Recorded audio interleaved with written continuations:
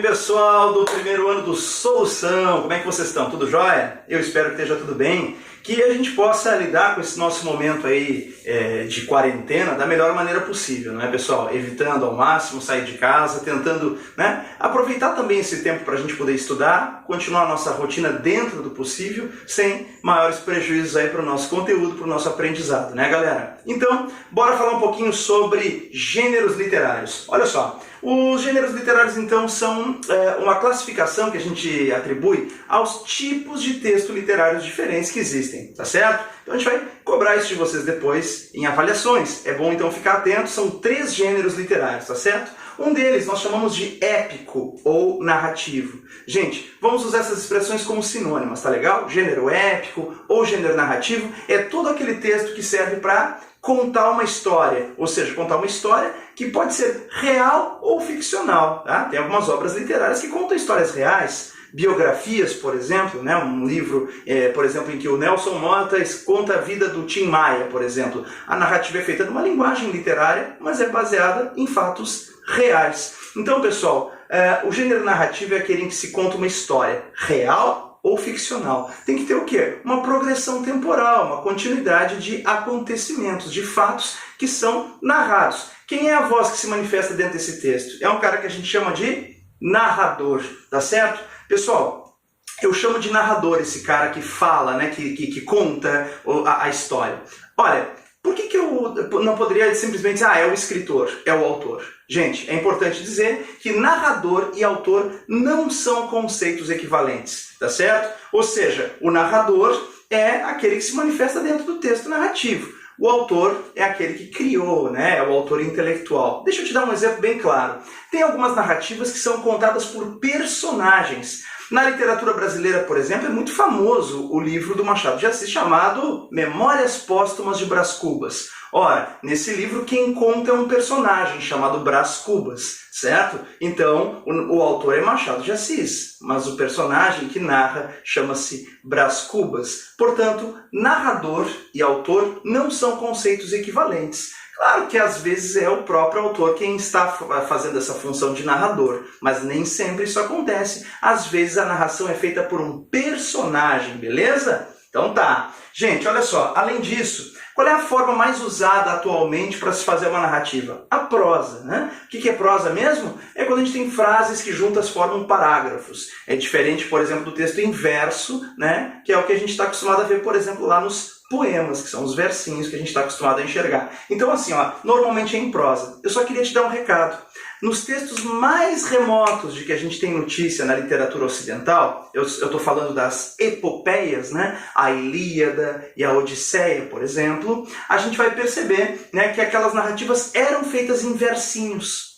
Por quê? Porque o versinho ajudava a memorizar, facilitava o processo de memorização, tá certo? Porque aquelas civilizações antigas não tinham a difusão da escrita que a gente tem hoje, por exemplo, certo? Então o que acontece? Para um povo poder, né, transmitir o conhecimento sobre a sua história, sobre a sua cultura, era necessário memorizar isso e transmitir oralmente. Por isso que as narrativas mais remotas, as epopeias, eram feitas em versinhos, tá certo? Mas desde que surgiu a imprensa, a possibilidade da gente ter num livro, ou mesmo hoje, como a gente pode ter num suporte virtual, como é um e-book, uma internet, né? A gente não precisa mais memorizar e por isso o uso do verso acabou saindo, né, de moda, digamos assim. Só se usa normalmente, né, as narrativas têm sido feitas em prosa, né? As narrativas atuais, beleza? Mais um detalhe. Então quer dizer que hoje em dia não existe mais narrativa em verso. Também não é assim. Olha só esse exemplo. Não tinha medo tal João de Santo Cristo, era o que todos diziam. Quando ele se perdeu, deixou para trás todo o marasmo da fazenda, só para sentir no seu sangue o ódio que Jesus lhe deu.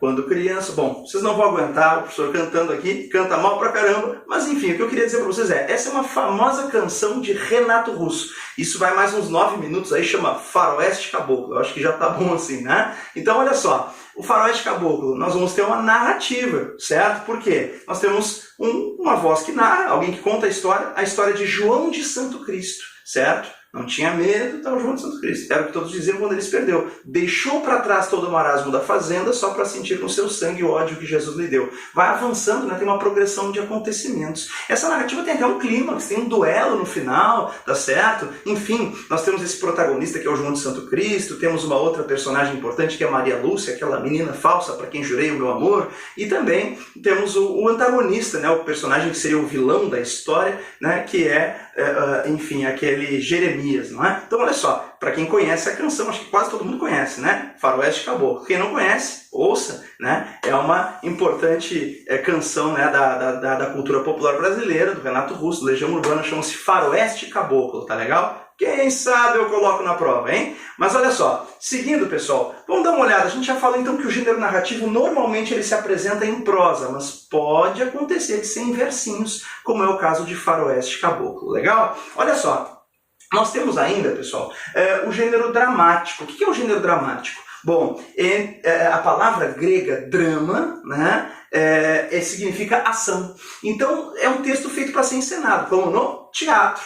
Claro que hoje em dia a gente tem outras coisas que vão além das tragédias e comédias que havia lá na época, né, da Grécia Antiga. Hoje a gente tem também, por exemplo, o cinema, a teledramaturgia, as séries, as telenovelas. Isso tudo são textos que a gente considera do gênero dramático, são feitos para ser encenados, beleza? Bom, quem é que se manifesta nesse texto? Eu devo dizer a vocês que não é o narrador, tipo assim, não é um cara que vai contar a história, porque essa história não vai ser contada. Na verdade, essa história é encenada, então ela acontece em tempo presente, né? Como a gente vê num teatro, como a gente vê num filme, os atores desempenham os papéis dos personagens, e são os personagens, através dos diálogos, que vão conduzindo a história. Então essa história, né, do gênero dramático, ela não precisa de um narrador para acontecer, tá? Ela costuma ser representada aqui, né, e fluir apenas através de diálogos. Então a estrutura dialogada é bem característica do gênero dramático, com a voz dos personagens, tá? A forma usual pode ser tanto a prosa ou o verso, mas claro que atualmente predomina a prosa, tá certo? Mas nos teatros mais remotos, lá, por exemplo, em Shakespeare, né, o teatro de Shakespeare, ele trazia a prosa e o verso. O que o Shakespeare fazia era interessante porque ele colocava o que ele acreditava ser mais sublime, ele botava em versos. E o que ele acreditava ser mais vulgar, ele colocava em prosa. Então o mesmo personagem podia se expressar em prosa ou em verso, dependendo da situação, tá? Mas hoje em dia, a forma mais usada é a prosa. Para a gente finalizar essa nossa aula, a gente tem aqui então o gênero lírico, que serve para expressar a subjetividade. Ou seja, para falar de sentimentos, de emoções, a gente vai ter a presença aqui daquela função emotiva da linguagem, né? Que é quando a gente tem uma atitude mais pessoal, quando vai se falar de um universo mais subjetivo, a gente está diante do gênero lírico, certo? Aqui, pessoal, uma coisa interessante a gente destacar é a mesma coisa que a gente falou sobre autor e narrador, né? Autor e narrador não são a mesma figura, ou não é um conceito equivalente, e o lírico e poeta também não é a mesma coisa. Tá? Então, a gente vai perceber que tem algumas situações em que no poema é como se tivesse uma espécie de personagem também se manifestando. Pode acontecer. Exemplo disso.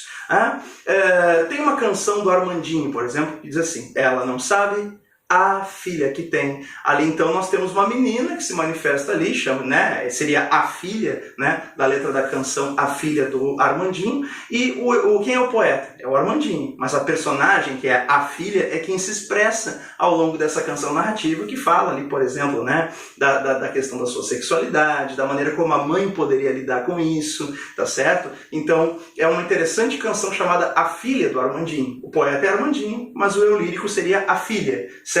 Então, o eu lírico é uma espécie de personagem também que se manifesta dentro do poema, tá legal? No caso aqui, inclusive, o poeta Armandinho faz um eu lírico feminino, pode acontecer, legal? Bom, pessoal, para a gente finalizar, o que é mais usado é o verso, sempre foi o verso na poesia lírica, tá certo? Embora possa haver algum texto lírico em prosa, algumas crônicas, por exemplo, em que não tem propriamente uma historinha, mas tem uma espécie de desabafo, né? Uma espécie de momento assim de falar sobre sentimentos. Crônicas como, por exemplo, algumas crônicas da Marta Medeiros, algumas crônicas da Clarice Lispector, né? Elas podem acabar trazendo um caráter mais subjetivo e não ter uma narrativa. Essas crônicas poderiam ser entendidas como os textos líricos em prosa. Pode acontecer? Pode acontecer. Mas o mais comum é a gente encontrar o gênero lírico em versinhos na forma de poemas líricos. Tá legal? É isso. Pessoal, eu espero que tenha ajudado, né? Eu espero que vocês continuem estudando, que vocês mantenham uma rotina legal, saudável dentro do possível, né? E lembrando, né, gente, evitando ao máximo sair, de preferência não saiam de casa, fiquem aí, né, com a família, com as pessoas próximas, né, cuidando da saúde de vocês e cuidando também da saúde mental, né, dos estudos e enfim, né, pra gente manter uma rotina bacana e a gente poder voltar a se encontrar em breve, que é o que a gente deseja. Legal? Pessoal, beijo pra vocês e bons estudos.